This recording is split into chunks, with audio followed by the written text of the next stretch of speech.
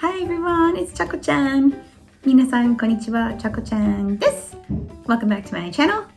So today's video is going to be a topic that I've been kind of thinking about for a while now, and it's a question that actually has been pretty difficult for me to come up with the answer to. So today's topic is, are there any similarities between Japan and America?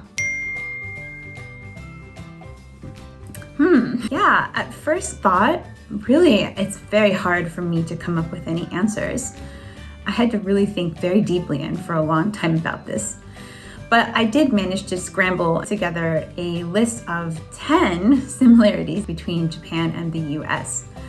But really, this is about as much as I could think of, so there's not going to be much more than this that, at least for me personally, I can say are the same. We're going to start from number 10 and work our way down to number 1. So number 10 is both countries have 4 seasons and varied climates within them. So America obviously is a very huge place. We've got like the northern part, like Alaska, Washington State, all of those like upper Midwest states, and then we have New England, and it snows a lot there and it gets pretty cold in the wintertime. So similarly, we have Japan with Hokkaido, Mori Prefecture, etc., etc.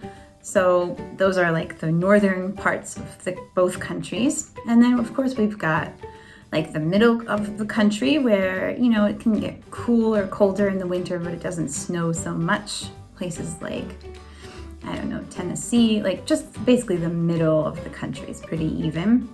And then we get down to the south where we have like Florida, which is practically tropical.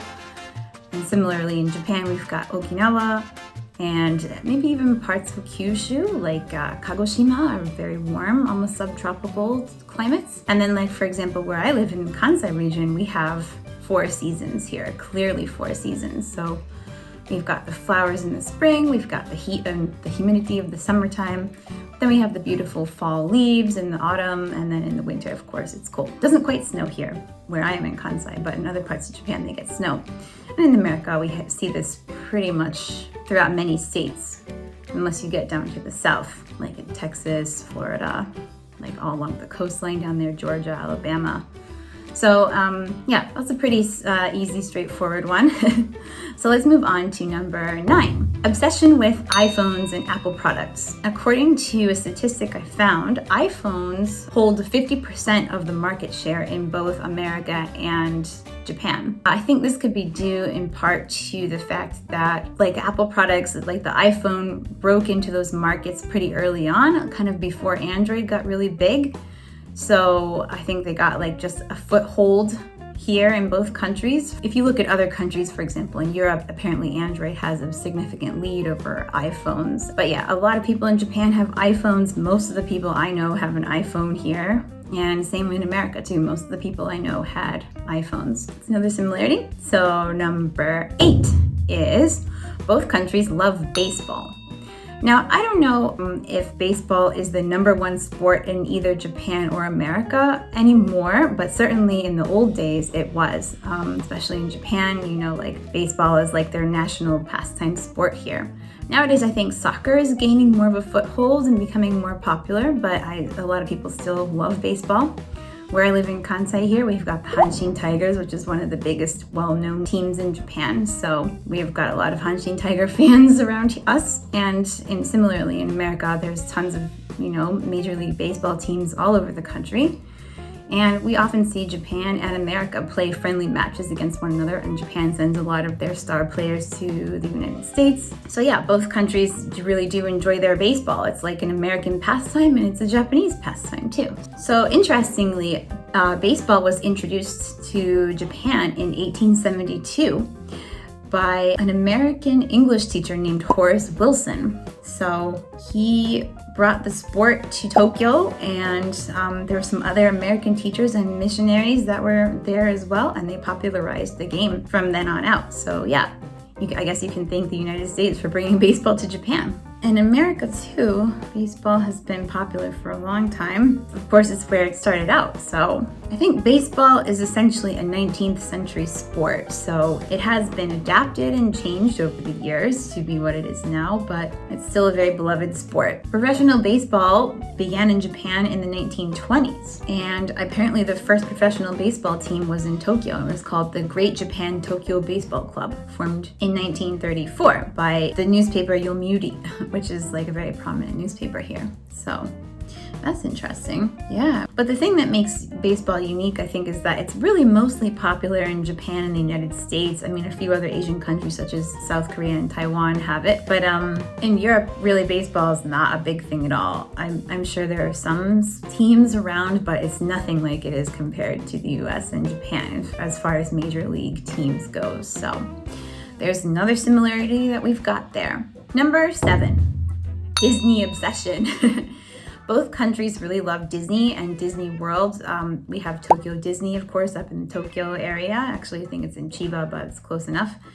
And of course, in America, we've got the two big parks. We've got Disneyland in California and Disney World down in Florida. Basically, any kid that you ask here in Japan knows the Disney movies, whether you're a boy or a girl.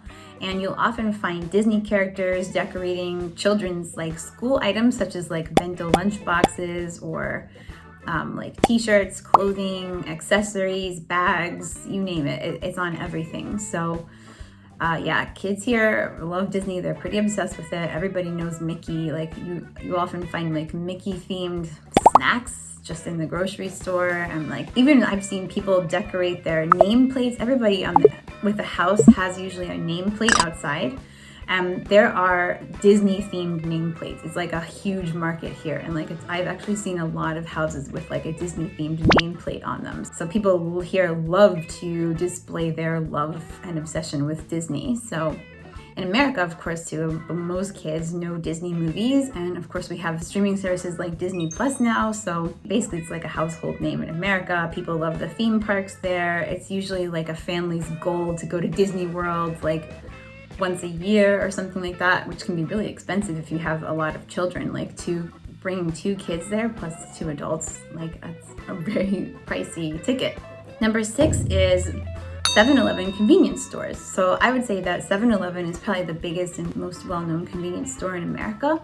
Of course, American convenience stores aren't really the same as Japanese ones. I mean, like they offer similar things, but I don't know, Japanese convenience stores are kind of on a level all of their own. So, but anyway, as far as prevalence goes, 7-Eleven is definitely the biggest chain here in Japan as well as in America. So there's another similarity we've got. Number 5 is both countries still have the death penalty. It's a little bit of a dark one, but both Japan and the US still currently permit the death penalty for particularly gruesome murders, but they don't like to use it except for the worst cases. So maybe this suggests there's a similar sense of justice in both countries, especially when it comes to horrific or bad crimes. So there's a shared belief that the proper punishment for such crimes should be carried out. There's a lot of other countries that don't do this anymore, and I think even some countries probably wouldn't even consider the death penalty as acceptable, but it is still done here in both countries, although quite rarely. You don't hear of it happening too often, but it does occasionally happen. Number 4, American movies.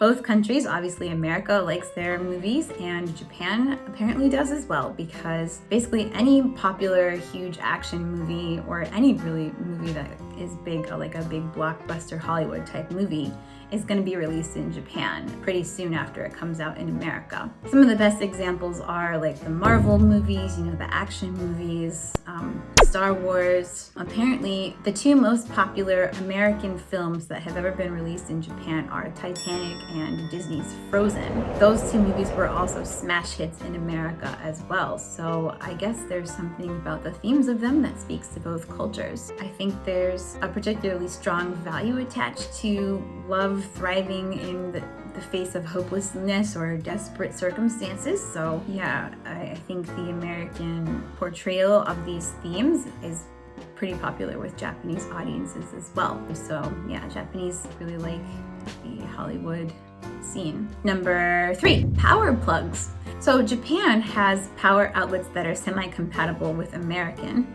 So I think American runs on 120 volts and Japan is 110 volts. So A lot of outlets in America have the 3-pronged hold outlet, but you can basically run any Japanese appliance that you bought in Japan in America, and without needing an adapter really. Although I think experts would advise you to get an adapter, but it's not necessary. I've always used my Japanese appliances in America without any issue. And that being said, I've also been able to use some American appliances in Japan here. As long as they don't have like a 3-pronged plug, just like a 2-pronged plug, I can plug them in and get them to work here. Sometimes I do use an adapter, especially for more powerful things like my KitchenAid, but mostly, yeah, it's pretty interchangeable. And those are really the only 2 countries in the world where this is possible. I guess Canada as well, because Canada runs on North American, and Mexico as well. But Europe, for example, or other parts of Asia, like in China, the plugs are much different, and yeah, you need an adapter to run any appliances you bring from those countries in Japan, and Japanese appliances will have to have an adapter to run in those countries. So there's another similarity, a little unexpected. Number 2 is no pickpocketing. This is an interesting one. But there's really very little pickpocketing in either country, especially in Japan. It's like almost unheard of to be robbed here, like by a petty theft type of robbery. And Japan generally is a low crime country. America does have a lot of crime, but pickpocketing is pretty uncommon, even in cities like New York. I think one of the reasons is because Americans are able to carry guns. Like, you can have concealed carry guns in many states. So it's pretty risky for a pickpocket to try to rob someone, because you never know if that person has a gun and they can pull it on you legally and defend themselves if they catch you trying to rob them. So there's another similarity there, although Japan doesn't have gun ownership like America. And the number 1 biggest similarity between America and Japan is both countries love Japanese cars or Japanese automakers. And I would even go as far as to say is Toyota. Both countries love Toyota cars the most. Toyota is always consistently the number 1 top sales automaker in America, and it is in Japan as well, obviously, because it's the number 1 auto brand here. I think that one can't deny the quality in Japanese automobile makers, especially Toyota. So I think the quality is really great. My family has had Toyotas before, as well as Honda. I think the quality speaks the loudest, and even the American consumer would agree. And obviously Japanese cars sell really well in Japan as well. And I found an interesting little trivia here is in 2021, 2.11 million Toyota vehicles were sold in Japan. And in the same year in America, 2.33 million vehicles from Toyota were sold in the United States. So almost the same amount of Toyota cars were sold in Japan as they were in America last year alone. So that's very interesting. And like when you drive in America, you see a ton of Japanese cars everywhere. I almost see more Japanese maker cars than I do American ones or other foreign countries' cars. So yeah, both countries really love Japanese auto, and why not? They're safe, they're reliable, the craftsmanship is excellent, they're pretty easy and cheap to maintain, and they last a long time, and they're more affordable than American cars, even at lower end prices. So those are my 10 similarities that I could think of between America and Japan. So what do you think? Do you agree with me? Let me know in the comments down below. Are there any other similarities you can think of? Anything that you didn't agree with me on, or any comments that you have? I'm interested to know, so let me know in the comments down below. And thank you for watching this video. Please remember to like it, subscribe to my channel if you haven't already, hit the bell marked for notifications for whenever I upload a new video, and I will see you next time. Mata ne! Thanks for watching. If you'd like to see more videos like this, please like, subscribe, comment, share, and enjoy. Until next time, bye!